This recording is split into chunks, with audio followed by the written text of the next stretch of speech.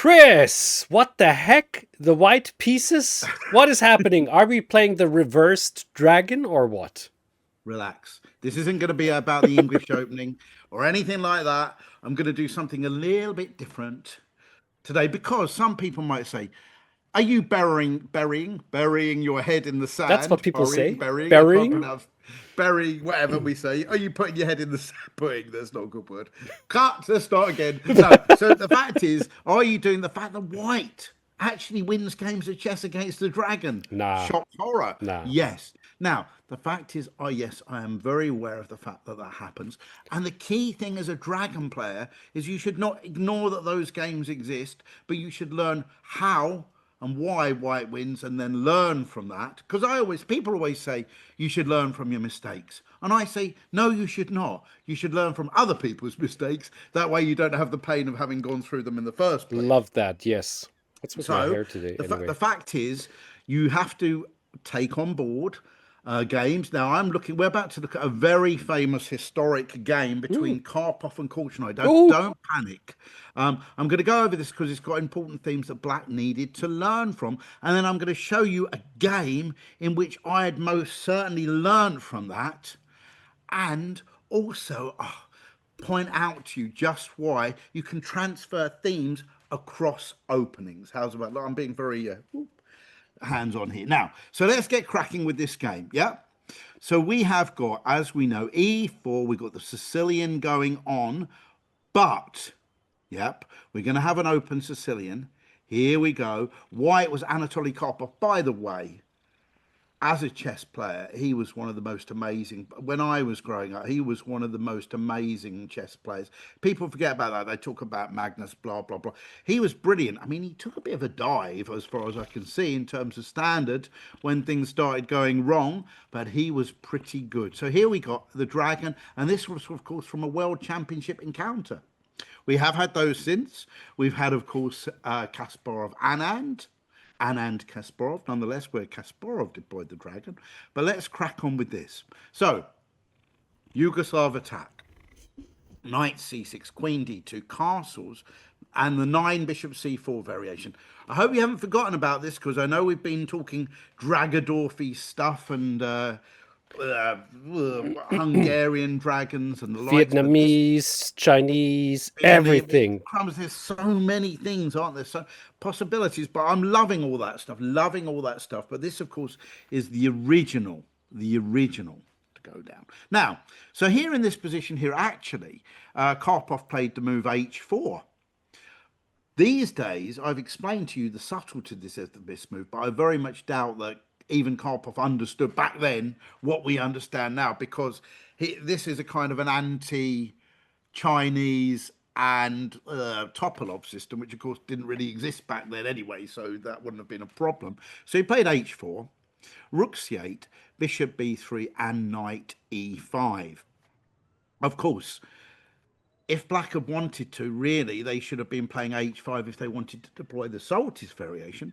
But back then, even that wasn't necessary. There were other options for Black. The main ones were the Soltis variation with h5, the one that I played, which is with queen a5, and the one which we're going to see here, which is rook c8, followed by immediately the move not h5, which would transpose to the Soltis, and White could have played that move earlier if they'd wanted to, but rather knight c4, bishop takes c4, rook takes c4. Logical stuff, because you're basically looking to double your rooks on the c-file. You've eliminated the bishop, which pinned the pawn on f7 to the king. Anyhow, this was a different system, but this was an amazing game. So just to point out a couple of variations that used to occur back in these days. One of the main lines was if White plays the move bishop h6, simply White's idea, if they can have it, is to get the queen down here, bash open the h-file, get rid of that knight and deliver checkmate on h7, which actually, spoiler alert, is pretty much what happens in this game. But in this particular variation, because there's tactics, Black has the move, Black has the move here, I lied. Rook takes d4 here would just be a simple win, in actual fact. You spotted that, didn't you, there? Of course, yeah, easy. I thought about the whole time, like, why doesn't it take... But that would just be completely, don't worry about that. But this, on the other hand, was one of the main lines with bishop h6 in this position. Mm. Now it's not quite so simple because the rook, of course, offers extra protection to the bishop. But there was a fun line. I remember playing this in a game once. Knight takes e4, unleashing a discovered attack against that knight on d4. The queen moves away because, of course, black is still a bit lacking in defenders now. Rook takes c3, sacrificing the exchange. Very important move. B takes, and then hopping back with the knight. So, for example, this queen check, and a very sneaky move here. King h8. The idea being that white needs to remove this knight on f6, so drops the knight back to e2, planning g5 and knight f4 and knight g3. And then rook g8, facilitating a little fianchetto of the rook on g7. And you could say to me, Chris, are you completely nuts? Is that really going to work? Well, even if we have this, the idea is then the queen will get to play over here and the bishop will get to play, and black's got some pawns. White will have a lot of weak pawns. That was one of the main variations back in the day with bishop h6. Sorry, I led you a little curved ball with that bishop h6. No, it's fine. It's good. But anyway, we're back here. Another of the lines, just highlighting the sort of positions that you used to get here, which were very much fun, was the knight coming out of the firing line to the square b3, which A, prevented the queen coming to a5, and B, avoided these tactics. Then we used to have this prophylactic move, rook e8. This applies to this move in a lot of the dragon variations. The idea is to be able to meet bishop h8, bishop h6 with bishop h8. But now here white has e5. Now you can say, what on earth is going on there? Well, the idea is, because of g5, it's kind of looking like we might be able to win a piece. Pretty straightforward. Pretty straightforward, except we have knight takes g4. And now is black would then give up a piece for a lot of passed pawns. Too many. So, well, probably too many. That's your view, and you're entitled to it. And maybe I'm on an agreement with you, and maybe I'm not. This is theory, this sort of thing. So there were a lot of lines. Sometimes there were lines where you even give up a whole rook to get those 4 connected passed pawns. Certainly a lot of fun. But in this World Championship game, white actually played the move knight d e2. And this was later known as the Karpovian approach. Really? He played it, and it worked out quite well. Now, what is the idea of this move? Well, it's twofold. First and foremost, it offers some protection to his colleague over there. So if the queen goes AWOL, the exchange sacrifice on c3 doesn't ruin the pawn structure. And secondly, if we might want to budge this knight ultimately with a g5, then we've got this one on hand to kind of prise open the h file. Does that make sense? It does. I still have to, look. This is the monthly dragon. Yeah. Normally I look at dragon positions from the view of the black pieces. You're getting used to it. But this is right. This is brilliant. This is so interesting. I want black down the bottom. Yeah. Yeah. But so we're gonna whiz through because I'm gonna be black at the bottom in a second. Okay. So but it is super interesting, to be honest. Like, I'm quite fascinated. Okay, so what happened here in this game was black played queen a5 to bring the queen out, which certainly looks like the most dynamic approach, facilitating rook fc8. But again, these days it's generally assumed that probably black should play rook e8 again, prophylactically, enabling bishop h6 to be met by bishop h8. But let's show you this game because this is quite critical. Queen a5, white played bishop h6. Black traded, so of course now we're just kind of one step away from removing that knight to try to give checkmate. I say we, that's not what I mean. I've not defected to the dark side of the force. Rook fc8, okay, getting some action going down here. And now a really critical move, rook d3, really nice move. And the idea is overprotecting here. So now even a double exchange isn't going to work. And now this kind of frees up this knight to do what I mentioned before. Yeah, and not only that, even f4 might... No, maybe not. f4 is probably a bit loose with the g pawn and all the rest of it. And also, the e pawn. Bearing in mind, black was obviously aiming his resources at c2 and a2 still hanging. We know that sacrifice. This gets really nice now. Rooks from a white perspective. So black played, Victor Korchnoi played rook here, seemingly preventing the move g5, which occurred anyway. So the point is, of course, White was lining up his ideas. And Ah. after rook takes g5, a really snazzy move, rook d5. Oh, well, okay. You didn't necessarily see that Nah. coming. But now this thing, okay, the idea is the knight can't take it because of queen takes h7 check and queen h8 mate, and the queen can't just move somewhere because that's a whole rook on offer on Hmm. g5.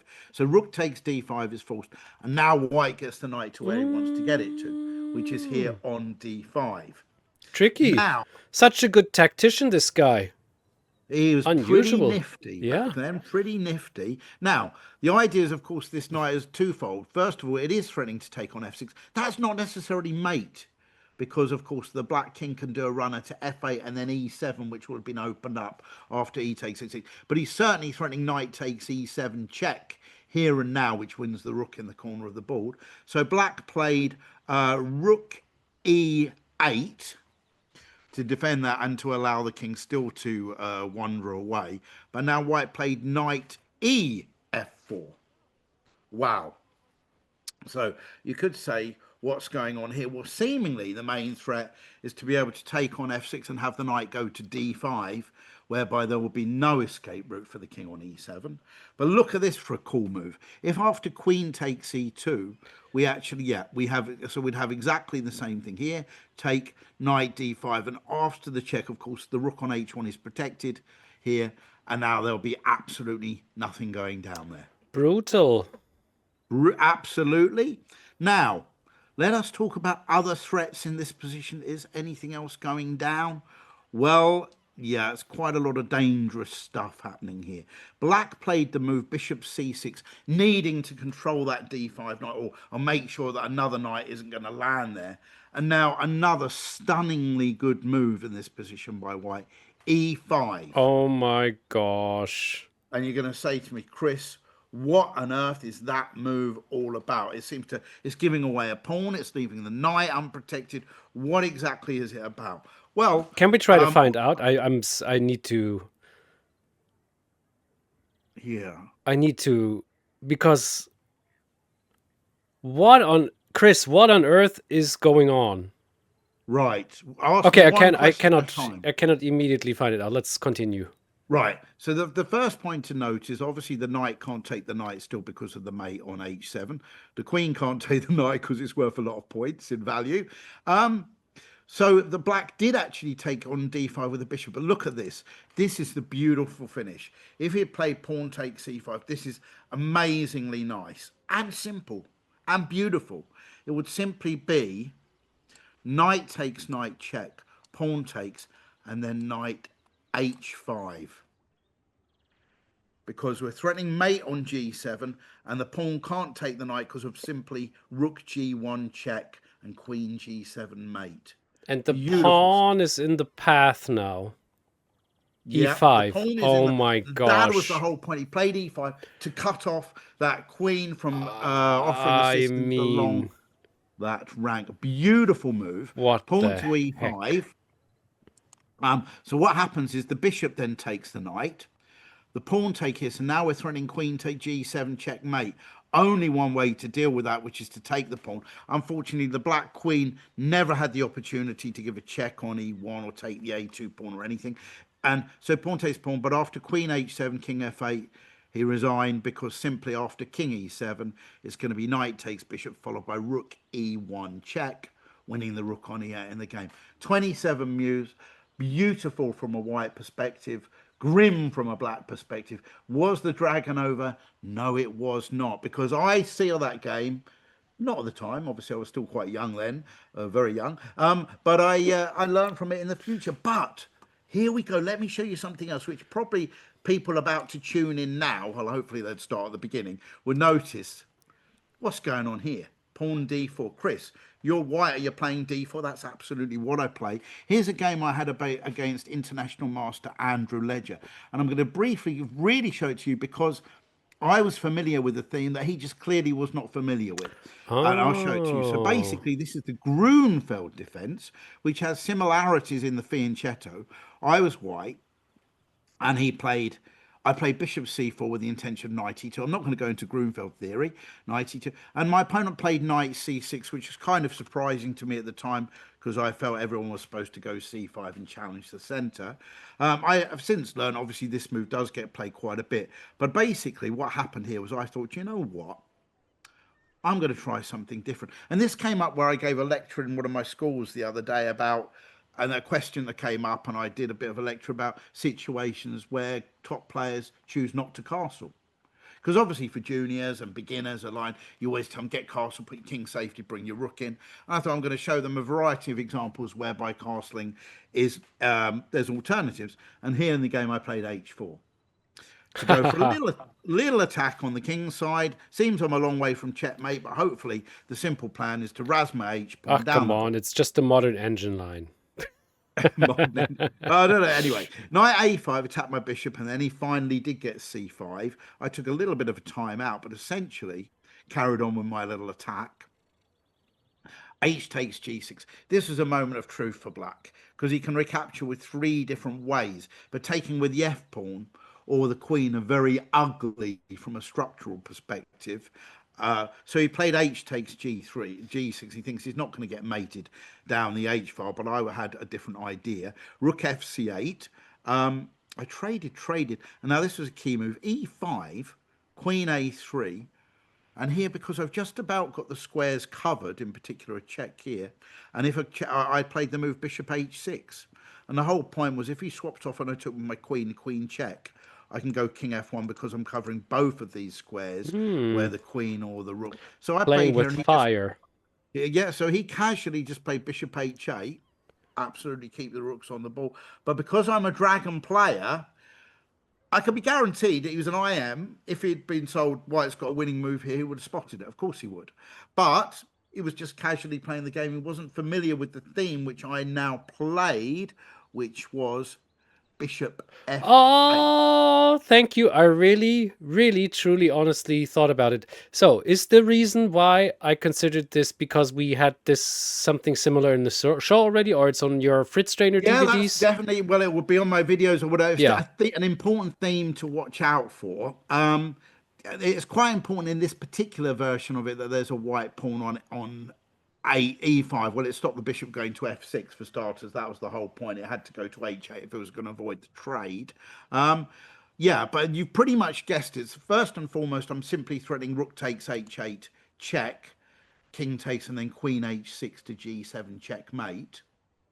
And if he takes the bishop with the king, I won't even play the moves. Rook takes bishop check, king g7, and queen h6 check. You know, I like all the viewers to do a little bit of visualization. So the question is, what would happen if the rook was to take on f8? Well, the whole point then is I can simply play queen h6. Now, normally we know if the rook is elsewhere, you just move the bishop anywhere. There's no mate. Queen h7 isn't mate. The king will go to f8 because there's no control of the dark squares. But the problem is here, this whole bishop f8 has lured the rook to f8, in which case there is no escape square. So in this position here, it would be game, set, and match with either queen takes h8 or queen h7 checkmate. Brilliant.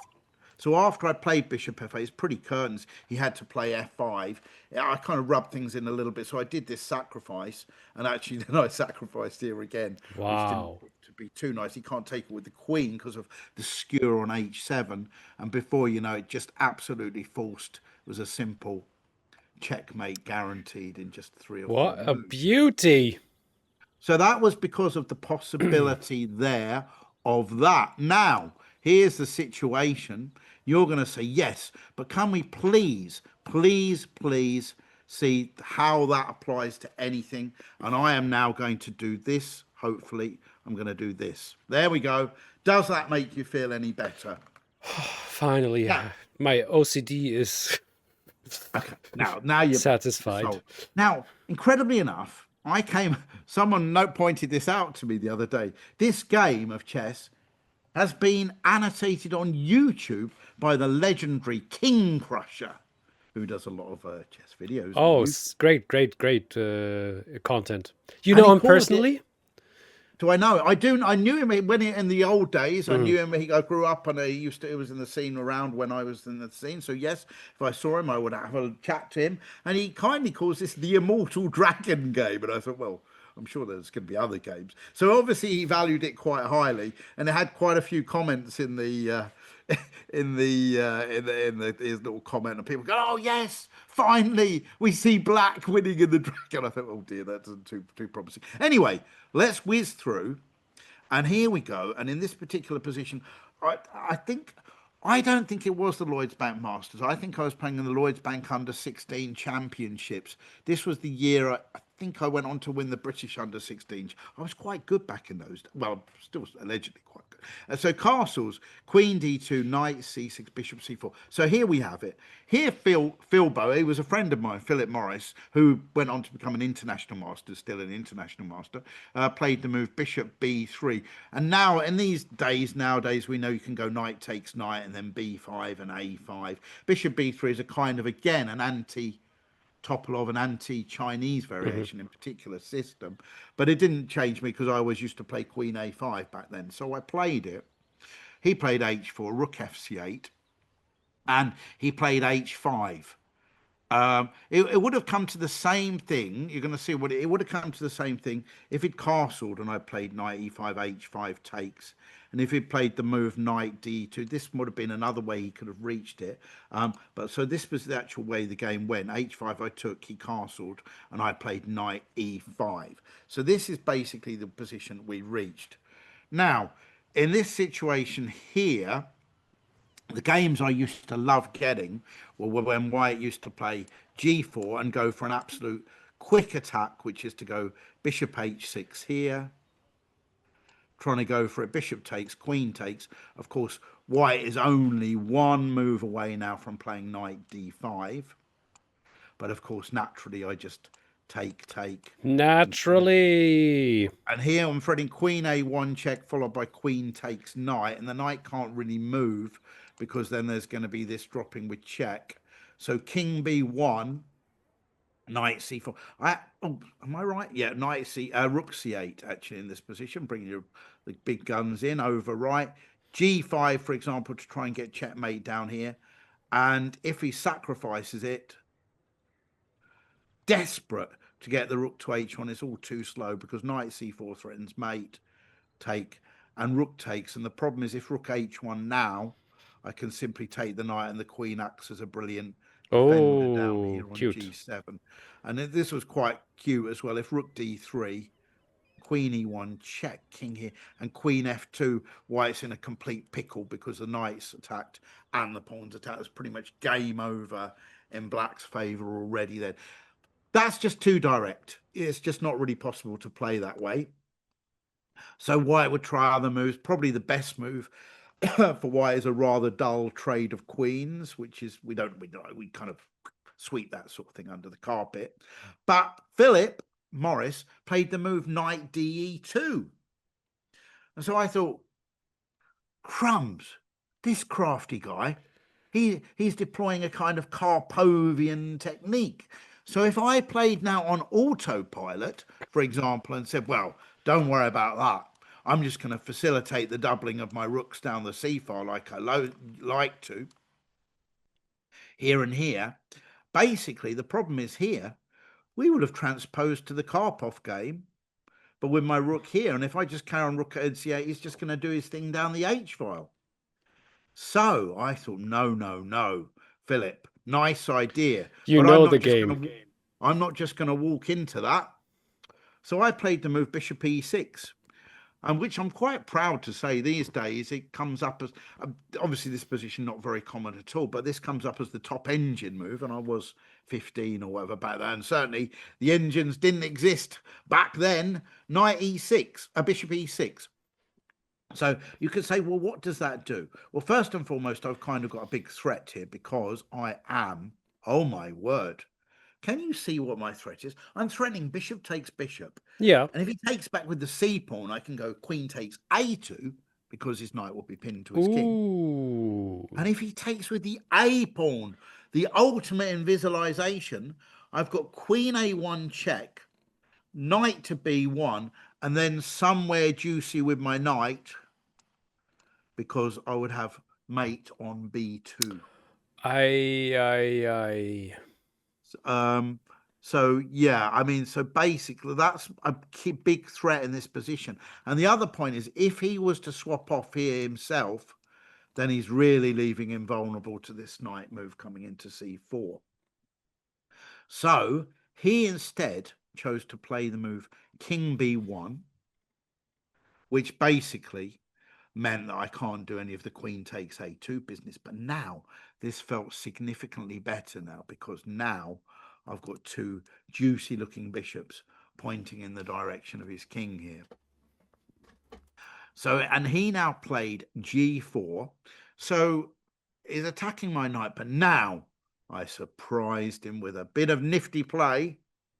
And instead of just dropping my knight back to f6, I moved it into here. Now, this isn't a square that you usually consider for your knight, because after rook h3, all things equal, the knight is kind of trapped on g3 with nowhere else to go to. But in actual fact, in this particular position here, I am deliberately trying to lure that knight away from g3. Now, let's show you just why that is. Sorry, not from g3, luring it away from e2. Let me show you one cute variation. For example, if he played rook h3 and I'd swapped off and he'd taken back with the knight, I could have played this cool move, rook b4, which threatens a variety of dangerous checks. I'd say that would be an understatement. On b2 on a2. And if white played b3 now, pause your video. Boing. No. Can anybody see a tactic that I would have here? You're going to love this, Anna. Yes, I think you're I going to get see it. I see it. You I are see good. it. I saw it. Go for it. It's queen takes a2 check. Brilliant. Yeah, it is brilliant. Pretty got to take it. And rook then a4 check. Yeah, again, immune to capture because of the pin b pawn.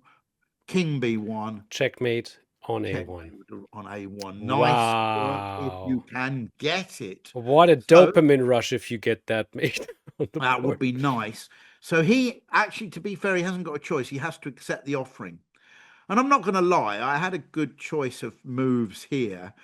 Bishop takes c3 just actually looks very, very strong. But I played rook takes c3. Yeah. Unleashing. I think actually I was enjoying this position too much. Was I allowed to do that? Are you allowed to do that in the game? Enjoying your position? No. No, That's against the ethics of chess. You can't. You certainly can't humiliate your opponent or anything like that. But I think you can sometimes. I think I was definitely enjoying this game. So rook takes c3. The point being that he can't take it with his b pawn because it's simply queen takes a2 and queen a1, mate. If he takes it with the queen, goodbye. He's lost his queen. But he has got it. And also, if he goes something like a3, at the least I've got Actually, I've probably got rook takes a3. Yeah. So let's put in here. That's what I think I could have done better. Rook takes a3 because that protects the queen. Oh. And if he takes b takes a3, then bishop c3. Oh, my word. That is grimness, because I'm threatening kind of like queen b5, bishop takes queen, queen takes, you name it. I've got loads of threats. Yeah, honestly, if the queen takes the bishop, that would probably be white's best chance here. Yep, and it's not good. And then this is curtains. So after rook takes c3, he played probably what looks to most to be the only obvious defense, which is to go b3 here. I think I've got a couple of good moves, but I just, like I say, I was super enjoying the position. I thought, you know what, let's have all my pieces in on the act. I mean, I know they say, queen and knight is the most deadly attacking force, but if you can't have a knight, it's a pretty good substitute to have two bishops and two rooks instead, isn't it? Really, I think. So I'm like ganging up on the c2 pawn here, looking pretty dangerous, I have to say. So he played rook c1 to offer some protection to that c2 pawn. But now, tactics time again. Pause your video. Can anyone see what move I played in this position here? Let's take a look here, because it is not queen a2 again, sadly. So what happens if we take?